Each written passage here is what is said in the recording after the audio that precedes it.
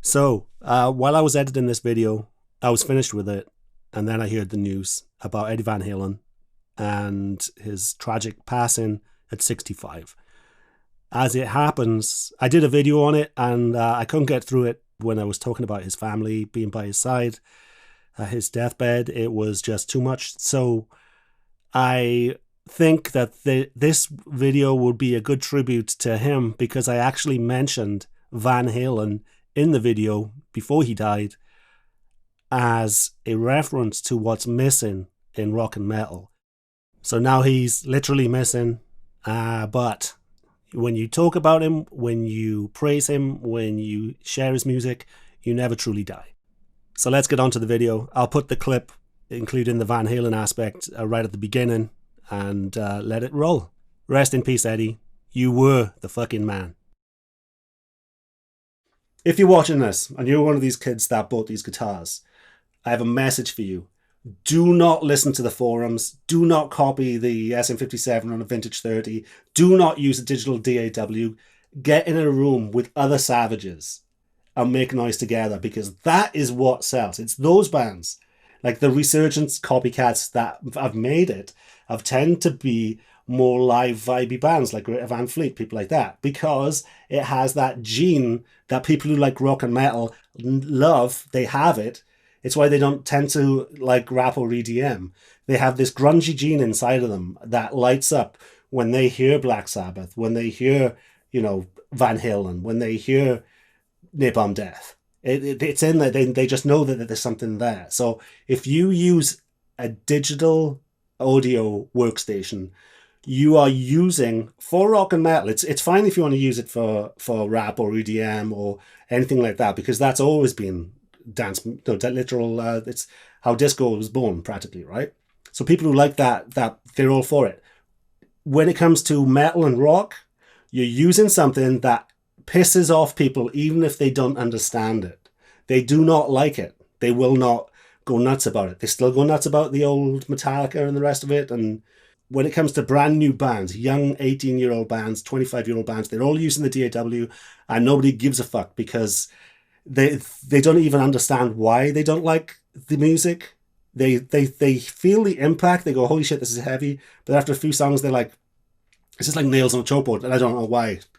Next, If you're a band, think about songwriting, think about hooks, melodies, think about, write about what you know. And then, because everybody's an individual, so if you write about what you know and your experiences, it's something new that you bring into the table. You're not bringing an SM57 and a Vintage 30 and a click track. How many bands have used 195 BPM? Hundreds of thousands, right? In metal. And you're just going to get on that bandwagon? Why?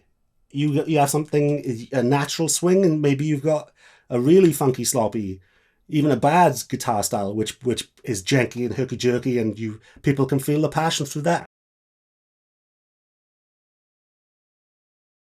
Hey all, welcome to Circular Tone, and welcome to another episode of the Vanilla Sausage Podcast. Today's subject is going to be reacting to the headlines that have been going around saying that there's going to be a resurgence in rock because of guitar sales. Now, during COVID, people got bored of watching Netflix constantly, and they decided to pick up the guitar, according to these headlines. And I think that is partially true. So now you have a new generation that are picking up a guitar, which can only be good. But I'm going to read you the headline this is from ABC. And rock is dead, they say. Not so fast. In March, things look grim as guitar factories close down, but then Taylor Guitars co-founder Bob Taylor tells ABC Audio, "We started filling orders. Then in April, we wrote orders for more guitars than we ever had. And then in June, more than that. And then July, it was unbelievable.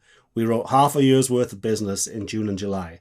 Normally, we would write $10 million, and we wrote 4 times that. It was just stupid."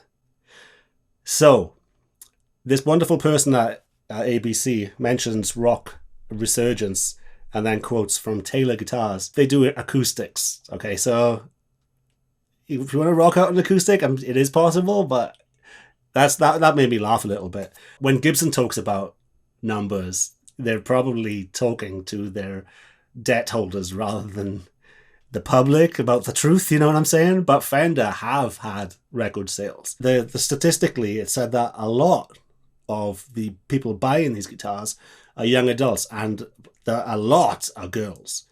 This is where I want to say I don't think it's quite COVID. I've noticed a couple of months ago on the Punk Rock MBA's channel, go check him out. I'll put a link in the description. Fantastic channel. And he talks about trends in music, past trends, current trends, things like that. And somewhere he brought up the relative death of rock. And so I responded, I said, I'm seeing some green shoots of recovery where really genuinely popular artists, people like, I think I mentioned Joji at the time, and Joji brought out this amazing song called Run, and it has a guitar featured through the whole thing.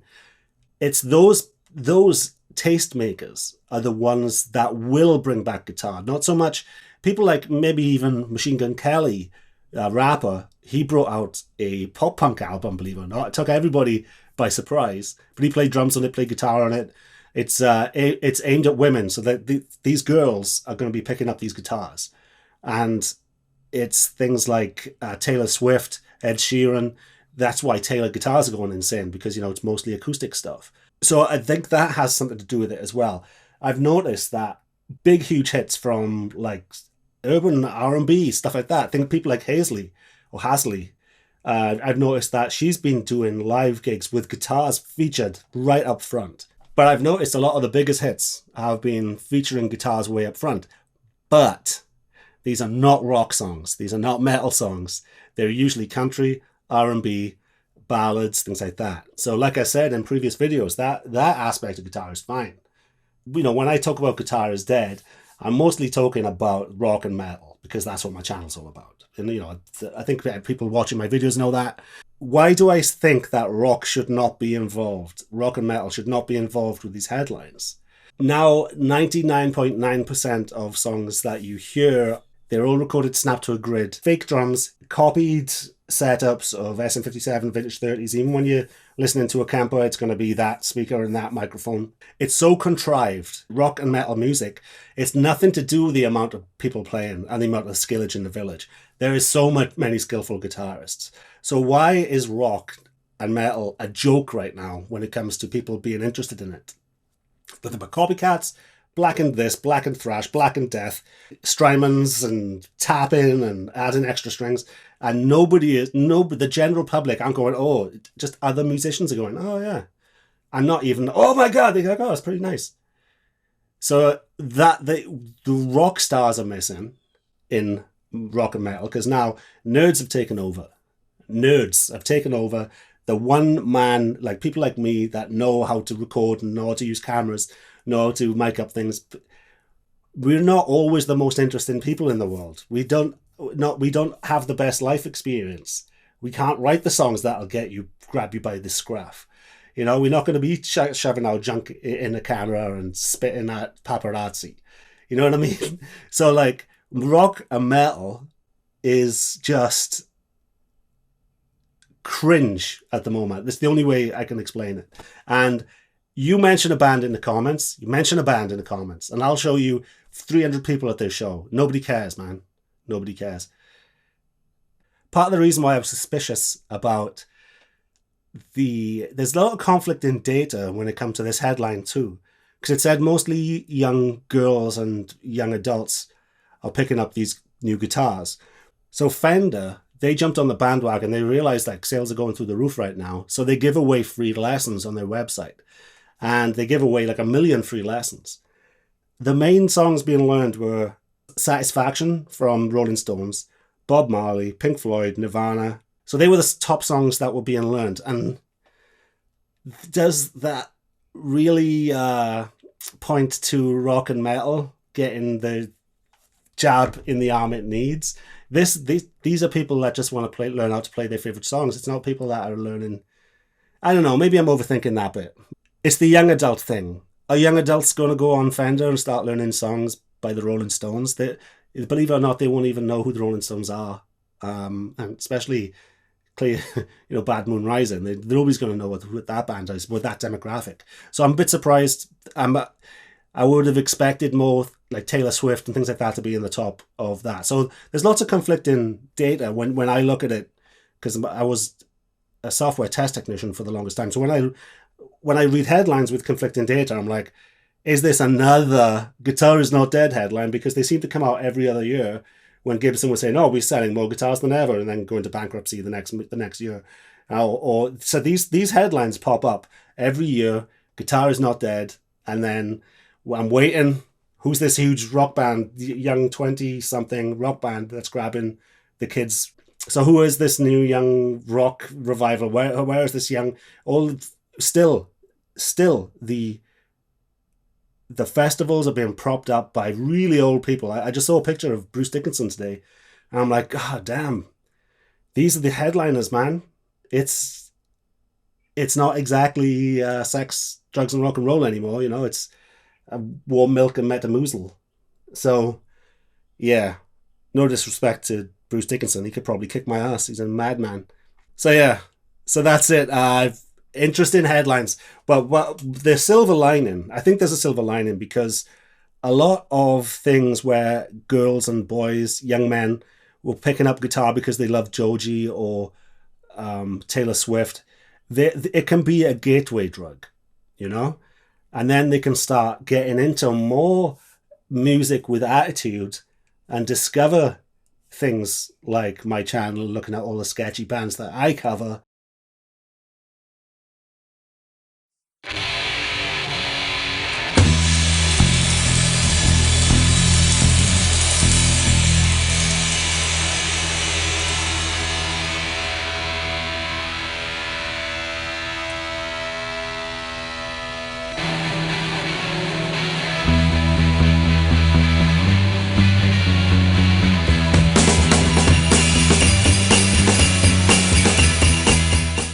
If you're watching this and you're one of these kids that bought these guitars, I have a message for you. Do not listen to the forums. Do not copy the SM57 on a vintage 30. Do not use a digital DAW. Get in a room with other savages and make noise together, because that is what sells. It's those bands, like the resurgence copycats that have made it, have tend to be more live vibey bands like Greta Van Fleet, people like that, because it has that gene that people who like rock and metal love. They have it. It's why they don't tend to like rap or EDM. They have this grungy gene inside of them that lights up when they hear Black Sabbath, when they hear, Van Halen, when they hear Napalm Death. It's in there. They just know that there's something there. So if you use a digital audio workstation, you are using for rock and metal. It's fine if you want to use it for rap or EDM or anything like that, because that's always been dance, literal. It's how disco was born, practically, right? So people who like that they're all for it. When it comes to metal and rock, you're using something that pisses off people, even if they don't understand it.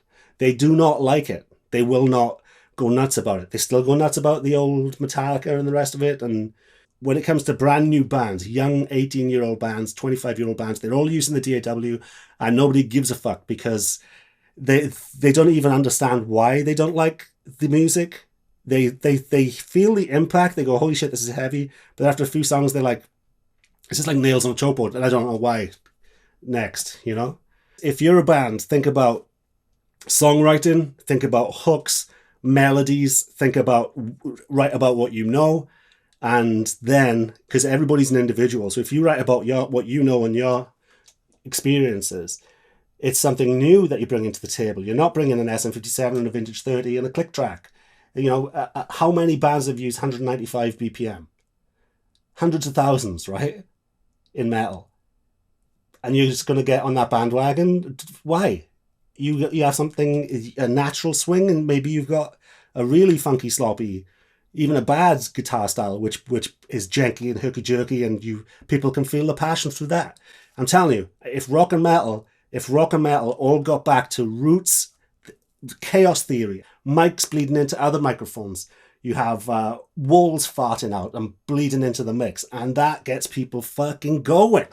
It gets people going. People don't, like, I am a victim of this shit. I wasted 25 years of my life on it. I wasted it just trying to learn how to record and being VST this and jumping through this hoop and this microphone, the micro positions and the rest of it. It's like, dude, if I had spent no time on forums and more time practicing with people that are pushing me, that's how you make it, man. You've also got to get out there, and you've also got to get representation. You've got to get somebody who's obsessed with your band and your music to get on the phone and or email people and get buzz going, because I've seen amazing bands just be amazing and not really do anything and invest in themselves. So it's not that easy. It's, getting in a garage is just the hurdle, but the biggest hurdle is the music. The image is very important. I don't give a fuck who you are. Everybody liked Henry Rollins because he was hot. He couldn't sing for shit. They liked his anger and his passion. So, that's a part of that puzzle, right? So I'm going through a time right now where I just have a brand new daughter.